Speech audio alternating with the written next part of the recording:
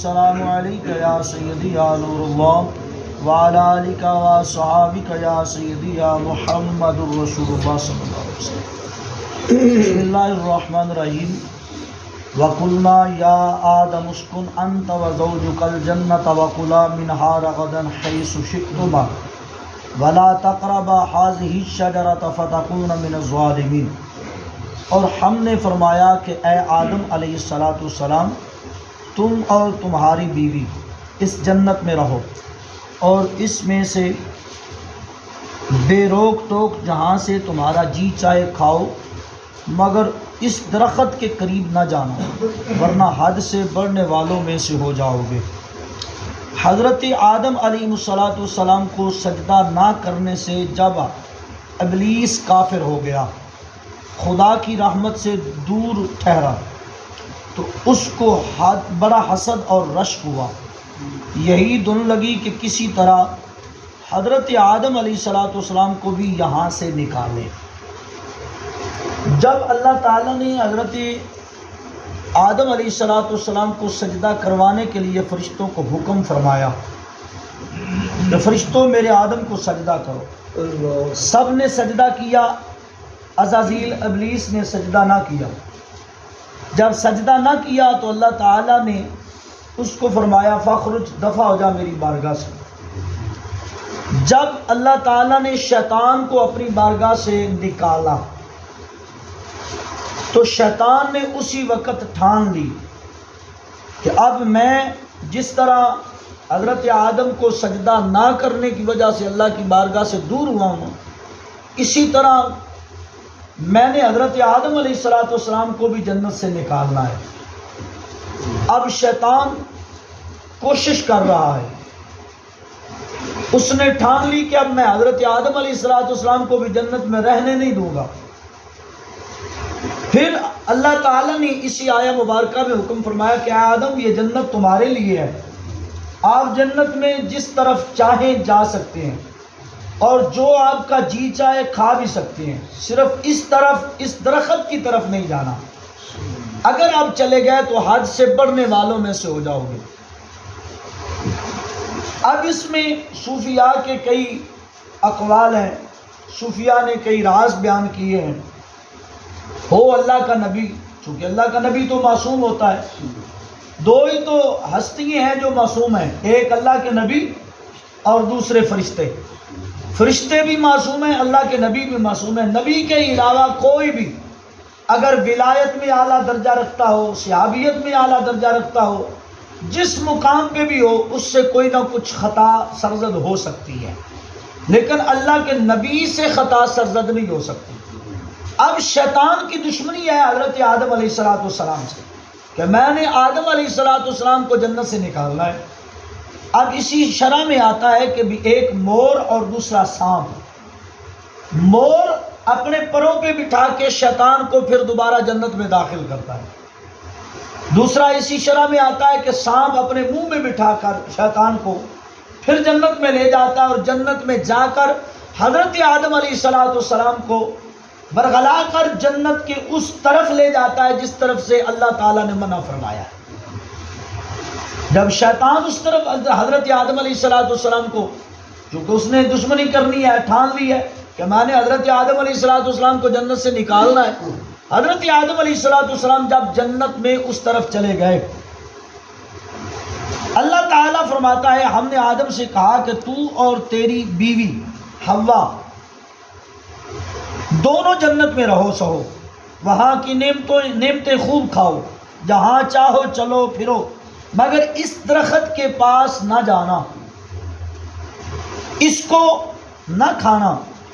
وہ شجر علم تھا، گیہوں کا درخت تھا، یہ خاصیت رکھتا تھا کہ اس سے علم نفع و نقصان کا حاصل ہوتا تھا، اس لیے اس کے کھانے سے اچھے برے میں فرق، نیک بد میں امتیاز ہوتا ہے، تکلیف شرعی آتی ہے۔ جنت میں تو کچھ تکلیف نہیں، نہ کچھ حلال نہ کچھ حرام، تسبیح و تحلیل، غذا، شربت، وصل سے سیرابی، جب یہ کھا لو گے تو مکلف ہو جاؤ گے، یہاں نہ ٹھہر سکو گے۔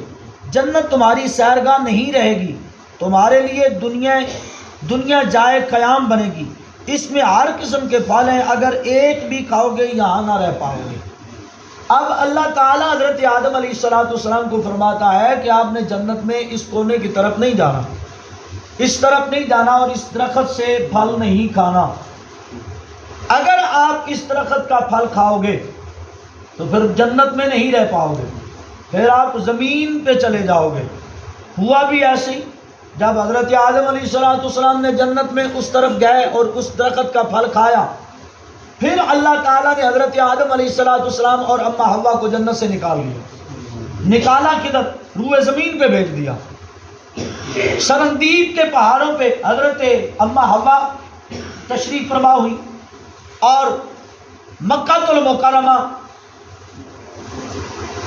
ادھر حضرت آدم علیہ السلام کو اللہ تعالیٰ نے داخل فرمایا زمین پر جدہ کے علاقہ میں۔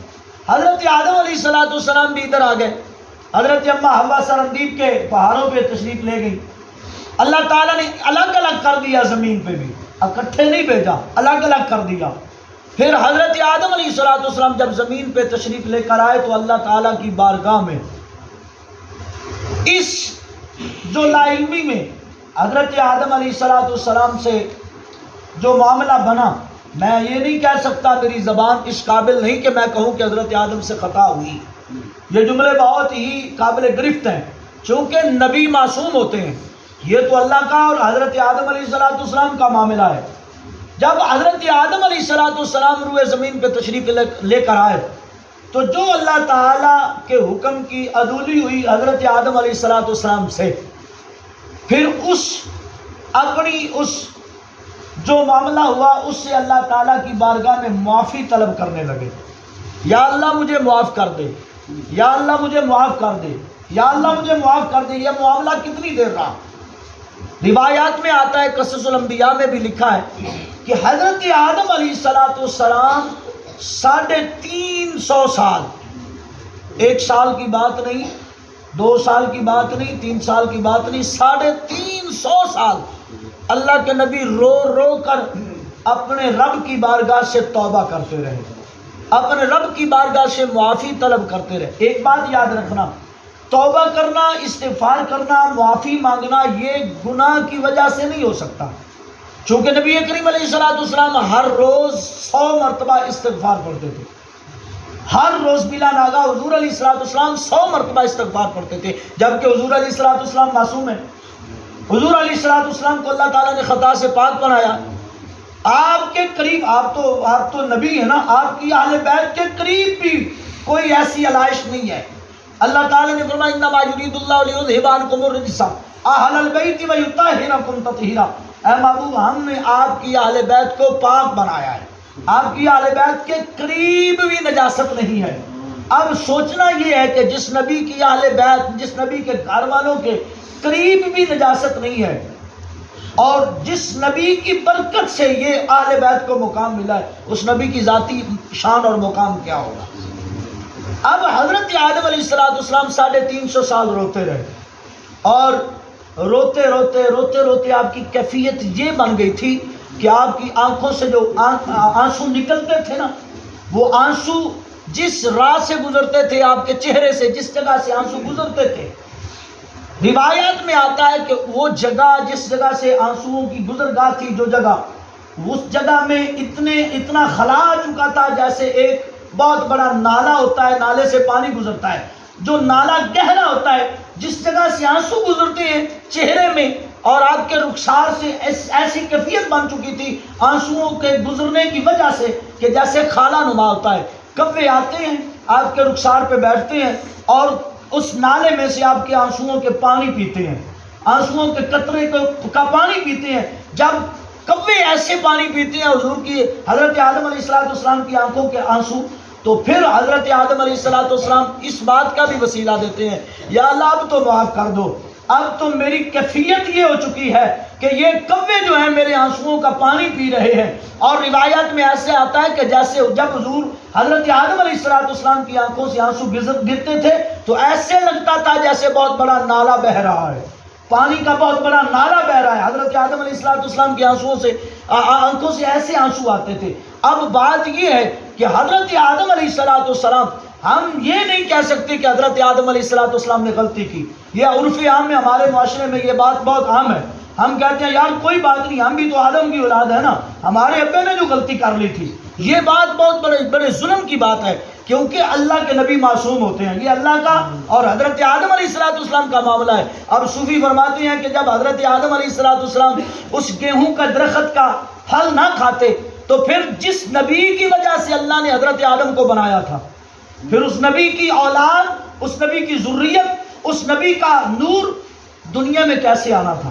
پھر یہ دنیا میں انسان کیسے آنا تھا جب حضرت آدم علیہ السلام گیہوں کا درخت نہ کھاتے اور اس درخت سے پھل نہ کھاتے تو پھر یہ نسل انسانیت کیسے چلنی تھی؟ یہ معاملہ اللہ کا اور حضرت آدم علیہ السلام کا ہے. ہم ایسی بات نہیں کہہ سکتے جیسا کہ اگر کوئی بکریوں کا چرواہا ہوتا ہے, کوئی بکریاں چلاتا ہے, اس کو کہیں کوئی بندہ ناگانی مطلب ہے اس کی شان گھٹانے کے لیے اور اس کو ہر دھرمی کی وجہ سے اگر کہتا ہے چلے بکریوں کے چرواہے, آگے سے وہ یہ نہیں کہہ سکتا یار کیا ہوا میں نے بکریاں چرائی ہیں, حضور نے بھی تو بکریاں چرائی ہیں نا. نہیں, حضور میں اور آپ میں فرق ہے.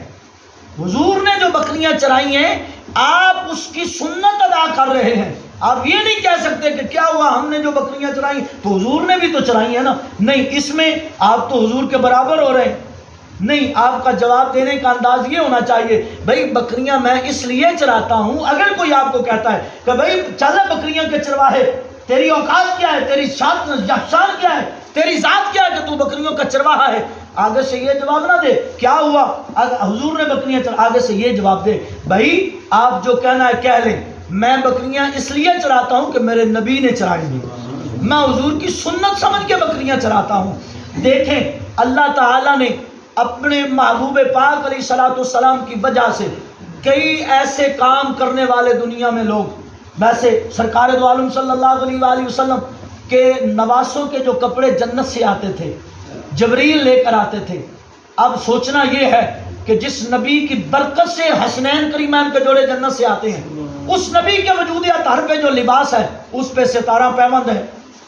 ستارہ جگہ سے آپ کا کرتا جو ہے پھٹا ہوا ہے تو سرکار خود سی رہے ہیں. اب سوچنا یہ ہے کہ اگر حسنین کریمین کے جوڑے جنت سے آ سکتے ہیں تو حضور کے جوڑے جنت سے نہیں آ سکتے. حضور اپنے پھٹے ہوئے لباس کو کیوں سی رہے ہیں؟ اس لیے سی رہے ہیں کہ کل کو اگر کوئی درزی کپڑا سینے والا بیٹھ جائے کسی بازار میں, کسی چوراہے میں, کسی گلی کے موڑ پہ, وہ اپنی مشین رکھ کے بیٹھ جائے کہ میں لوگوں کے کپڑے سلوں, تو لوگ اس کو حقارت کی نظر سے نہ دیکھیں اور وہ درزی اس بات سے پریشان اور مایوس نہ ہو کہ یار یہ بندہ جو ہے وہ گاڑی پہ جا رہا ہے, یہ بندہ جو اتنا مال و زر کا مالک ہے اور میں گلی کے موڑ پہ بیٹھ کر لوگوں کے کپڑوں کے پیوند لگا رہا ہوں. سرکار نے اس لیے اپنے کپڑوں کو پیوند لگائے کہ جب کوئی بندہ گلی کے موڑ پہ بیٹھ کے اگر کپڑے سلتا ہے تو اس کو یہ محسوس ہو یار میں حضور کی سنت ادا کر رہا ہوں. اب دیکھنا تو یہ ہے کہ سرکار کے نالین جو ہیں, اگر موسیٰ سدرۃ المنتہا پہ جا کر اللہ سے کلام کرے تو اللہ فرمائے کہ موسیٰ پیچھے جوڑے اتار دو, آگے سدرہ پہ آنا ہے جوڑے اتار دو, آگے کوہ طور پہ آنا ہے جوڑے اتار دو. حضرت موسیٰ علیہ السلام کوہ طور پہ جا کے اللہ سے ہم کلام کرتے ہیں جوڑے اتار کے.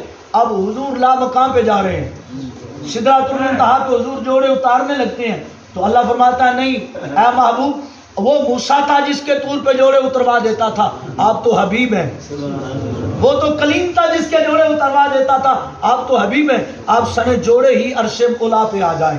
اور اب حضور کے جو قدمین شریفین میں نالین شریفین ہیں وہ مکے کے موچی نے بنائی ہے.